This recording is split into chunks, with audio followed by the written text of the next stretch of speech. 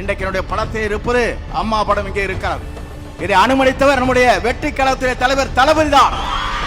எதற்காக சொல்லுவேன் சொன்னால், என்னை அழைத்தார், நீங்கள் அம்மா படத்தை வைத்துக் கொள்ளுங்கள், அப்போதுதான் எனக்கு மகிழ்ச்சி அளிக்கும் என்று சொன்ன ஒரே தலைவர் வெற்றி கழகத்துடைய தலைவர். நான் எதற்காக சொல்லுவேன் சொன்னால், எடப்பாடி பழனிசாமி படலினா அவனுக்கு கீழே மேலே பார்ப்பேன். நான் பார்த்தேன். நான் இன்றைக்கு சொல்லுகிறேன், நான் எதற்காக இந்த இயக்கத்திலே தூக்கி எறியப்பட்ட நேரத்தில் என்னை தாங்கி பிடித்த இன்றைக்கு வருவாய்த்துறை அமைச்சராக ஆக்கிய வரலாறு இந்திய துணைக்கண்டத்தின் வரலாற்றில் நம்முடைய தலைவரை தவிர யாருக்கும் இல்லை. நான் எதற்காக சொல்லுகிறேன் சொன்னால், நம்பியவர்களை காக்கின்ற அரணாக இருக்கிறார், நம்பி வருவர்களுக்கு வழிகாட்டியாக இருக்கிறார், தமிழகத்திற்கு வழிகாட்டியாக இருக்கிறார். இந்திய துணைக்கண்டமே வியக்கத்தக்க அளவிற்கு ஒரு ஆற்றல் மிக்க சக்தியாக தமிழகத்தை பயணம் வந்து கொண்டிருக்கிறார்.